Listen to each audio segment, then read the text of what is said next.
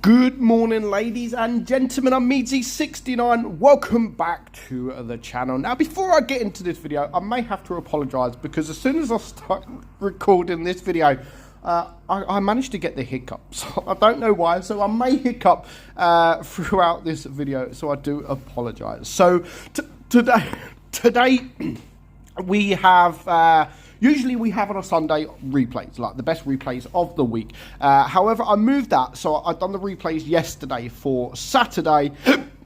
Excuse me. I've done replays yesterday for Saturday because today, of course, is it is December. It is December. Yes, Christmas is coming around the corner.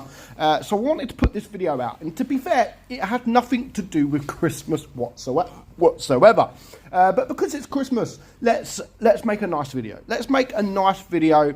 And in fact, we're going to make a nice video about wargaming themselves. So what we're going to do in this video is we're going to talk about, now we have done this video before, but it's been a very long time since we've done the video. So what we're going to do is the top 5 things, the top 5 good things that wargaming have done over the years. Like the best things wargaming have either implemented or, you know, bring into the game or anything like that, or taken out of the game.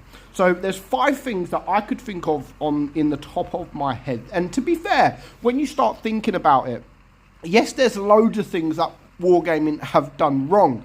But if you do think about, if you sit down and think about all the good things that wargaming have done over the years, there's a lot of things. There is loads of things. Now, some of these things people probably won't even remember because some of them were a long time ago. So the first thing, the longest time ago thing, was the removal of spare parts. Now, you could also equally say they should have never come in the game in the first place, but, you know, they thought it was a great idea at the time, spare parts. So basically, you had to use spare parts to unlock equipment. So where you could just buy equipment for cash, for credits, you didn't used to be able to do that. It used to cost credits, but you used to have to these freaking hiccups.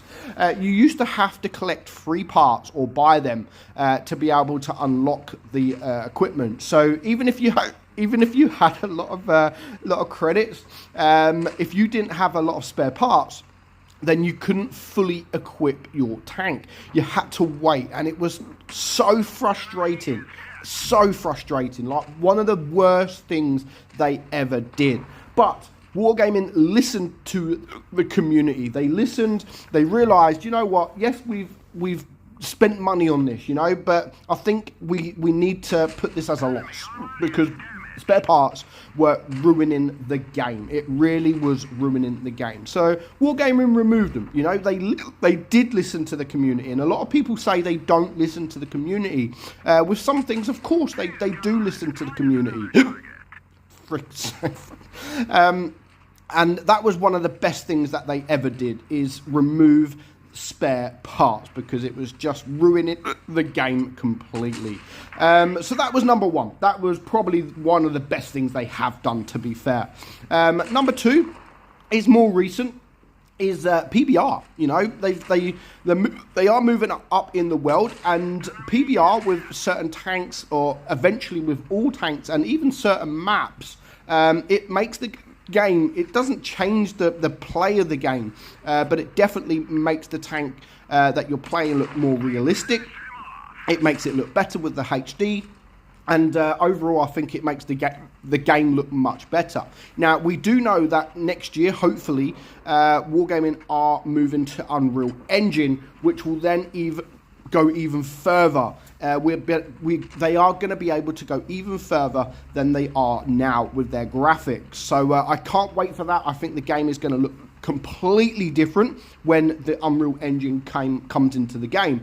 And when that does come into the game, I could then make the same video, and that would be top of the list. Like, changing their engine to Unreal Engine will be the best thing wargaming ever do for their game. So PBR, I think, is fantastic. It's cosmetic, isn't it? It makes the game look better. I'm going to hiccup for the whole of this freaking video. Another thing, number 3, another thing Wargaming have done is they changed it so you do less damage for using your Pramo. Now, a lot of people that are new to the game, they would have probably never known that this did ever exist. So this was actually implemented a few years ago because people used to just spam Pramo. They used to spam their premium rounds because why not? If you had the credits, why wouldn't you? Because it does the same amount of damage. So you can use premium rounds, but you've done the same amount of damage. So there was no, if you wanted to use them, there was no coming back from it. There was nothing to, I can't think of the word, but people would do it. And to be fair, I done it on. There was a number of tanks, things like the T54, the T62. These were great tanks because they had fantastic DPM, and there's no consequences. That was the word I was thinking of. There was no consequences for using your premium round because you've done the same amount of damage. So Wargaming changed that. They said, right, okay, from now on you can use premium rounds, no problem. But you're gonna face a consequence. You're gonna do less damage, and I think that was one of the best things Wargaming have done because it made people change the way they play. You can't just load into a game and use your premium round. Rounds. Well, you could, but you're going to have sacrifice. You're going to have to sacrifice your DPM. And people don't want to do that. People want their DPM. So it makes people think, like, do I need premium? If I do, then maybe reposition myself so I don't have to use it. Maybe I'm going to use calibrated shells. So yes, I'm going to lose the DPM, but I'm going to get a bit more pen. So yeah, I think the less damage for the premium rounds was a perfect ad. Now, next up is the Battle Pass. And again, some people will moan about the Battle Pass. Like, it's been around a long time now, and it's nowhere near as good as it once was. Because, of course, level 30 or 35 used to be able to get a Battle Pass tank, which was a tier 6 tank, a made-up tank. Sometimes it was a copy-paste tank, like you've got the TOG, and then they sort of made that. There's loads of tanks that they've sort of copied, and there's loads of tanks that they made up as well. And I think it was good. You pay £5 or whatever it was for a battle pass, and then you get all the goodies and the tank. So the battle pass is no more as good as it used to be because, of course, you don't get the tank. Of course, you get the tank right at the start, which on this round, it is the A32, but it's also everything that you get with it. You've got the gold, you've got the cells that you get, you've got boosters, you've got credits. There's a lot of things. There's camouflages, which is now the main prize. Like this month here, you can get the Omnitron camouflage for the Panther 2, and it's the only way you're going to be able to get this camouflage. Maybe in the future Wargaming will sell these separately, but I still think for what you get for your money,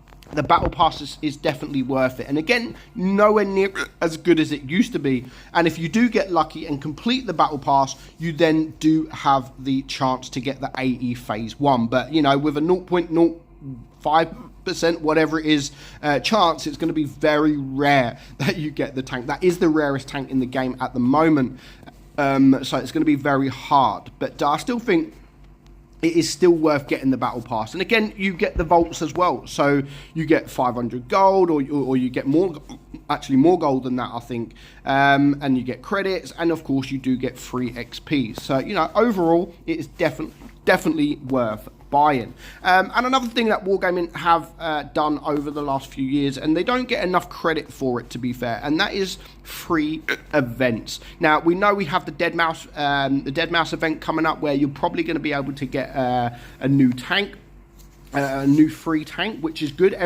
Everyone loves a free tank, of course, like it's free, which is going to be what, that A46 I think is coming, I believe. I'm not 100% sure if it's going to be for free, but we think it's going to be for free. Yeah, and everyone loves a free tank, and not everyone spends money in the game. Like there are people out there that don't spend money in the game. Like things like this. Yes, I know it's only containers, but containers can lead to tanks, and they can lead to free tanks. So these free events, Wargaming, they will keep doing, and I think they don't get enough credit. If you look over the years, the amount of free tanks Wargaming have given people, like, it's astonishing. Honestly, it's a crazy number of just how many free tanks Wargaming have gave away. And again, things like the Ritter, fantastic tank. It was free. It was a clan war or a clan event, but it was free. And I think Wargaming are going to do that more as well. Like, they're going to keep doing free events. Now, again, like the Dead Mouse event, they have started doing sort of recently, which is like a battle pass event. You're going to be able to probably get a tier 5 or tier 6 tank for free. Then if you buy the main pass for like £10 or whatever it's going to be, you're going to be able to get the higher tier tank. So yes, that's not free, but overall it is still a free event. You don't have to pay.